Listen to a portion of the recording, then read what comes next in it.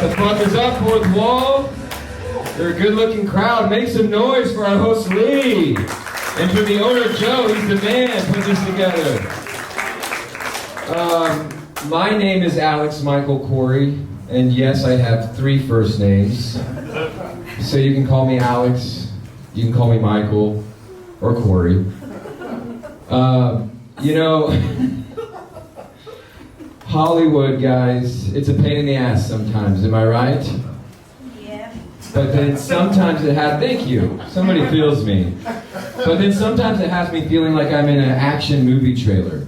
It's a cold, dark winter for Alex Michael Coury, where the hardest thing is getting a fucking callback.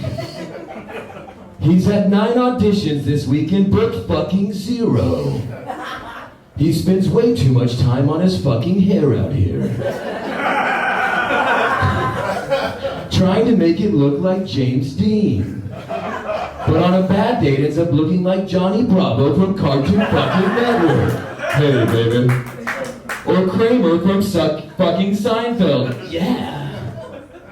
I was recently told that I look like the most forgettable Johnny Depp character. And guys, I'm not mad, okay? I'm not mad. Here I thought I looked like the villain of a Disney Channel movie. Check it out.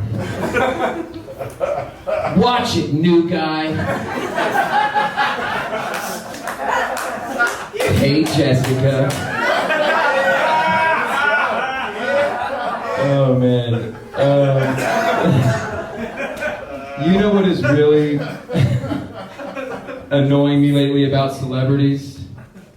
They're all becoming motivational speakers online. Have you guys noticed this? Like Matthew McConaughey in his latest and greatest. Welcome to my new online self-help seminar, where I take off my shirt and I whistle while we work on the Y-O-U, that's right. And Mark Wahlberg, he's doing the same shit online, but he's always out of breath with his online hustle, right? He's always like, hey, welcome to the 3M Workout Club. Drink protein, we're municipal, stay paid up. The bigger the guns, the closer to God. It's having me, like, now I can imagine people that wouldn't normally do this, doing this shit. Like my boy, Johnny Depp, I could see him like, welcome to my masterclass, where I teach you how to reverse sue for $15 million when your girlfriend poops in your bed. Oh, man. So, thank you. My mom was always notorious at exaggerating and exacerbating the stories in my life. Did anybody else have a mother who just like took stuff to the next level that was just bullshit? Yeah. So, for example, I also grew up in the Midwest, and we had a pond in my backyard in Oklahoma, hence I grew up in Oklahoma. And I fell in at like 4 years old. I fell in and I start sinking into this mud, and I'm going up to my neck, and my mother's like, when she tells this story, she's like, oh my God, you were sinking up to your neck. You're about to die. I flew over. I levitated. It was a miracle. God gave me wings. And then other stuff is more bullshit that she tells, like harder to believe. One time my dad took us on a trip, and he almost drove us off a cliff. And 2 of the front wheels were just teetering over this fucking cliff. And my dad was like, nobody fucking move! And before you could fucking blink, my mom just booked it out of the fucking car. And just leaving all the kids in there. And she went, she's like, don't worry, I'm gonna use my adrenaline, my superhuman strength. She grabs the fucking bumper trying to pull it. Guys, it's a rear wheel car. My dad just puts it in reverse and drives backwards. And she's like, I did it, I saved the family. And then other shit she says is just completely off the rails. Like, there was turbulence on the plane. I busted open the cockpit. I took the yoke from the pilot. I landed us to safety. It was a miracle. My dad wasn't a cakewalk either, guys. He was a reserve sheriff, which is kind of like a volunteer firefighter that can shoot people. Or like a minor league cop that can shoot people. And he asked me to go on a ride along with him one time, and I'm not gonna lie, guys, I was fucking scared. I was nervous. I'm like, well, what are you gonna do if you arrest somebody and your partner's in the front seat? Am I just gonna be sitting in the back with the criminal? And I was.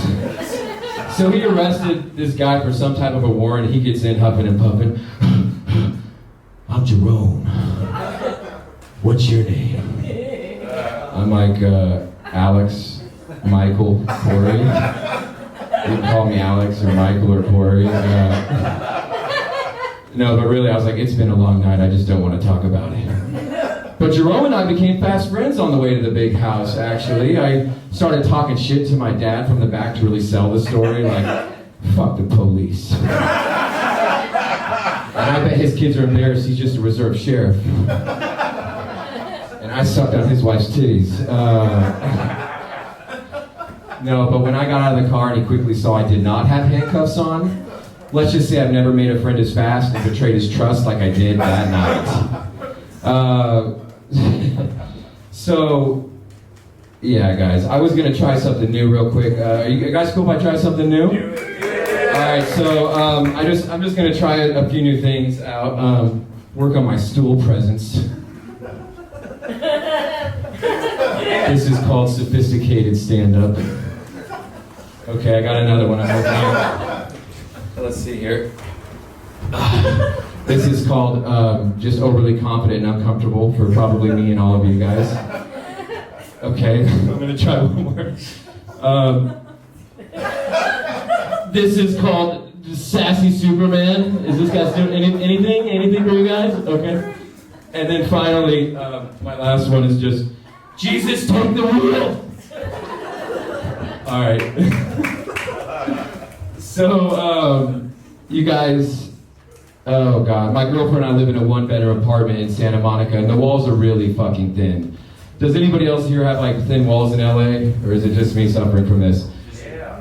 Just me. That's typically what I'm doing up here, just suffering myself, putting myself through this. But you know you have thin walls when you can hear your neighbors coughing in the morning when they wake up, or they're like mumbling at night, or they get something caught in their eye and they're blinking too loudly. I'm starting to feel like I'm in an open relationship, guys. I'm starting to like hear each other's pillow talks, you know. So the other night, my girlfriend and I happened to start having sex at the same time that our neighbors were having sex. And I'll admit, I was a little tired, so I tapped out at a gentleman's 5. Okay, 4 minutes. And our better halves across the hall were going on for hours into the night. Just loud, animalistic European sounds.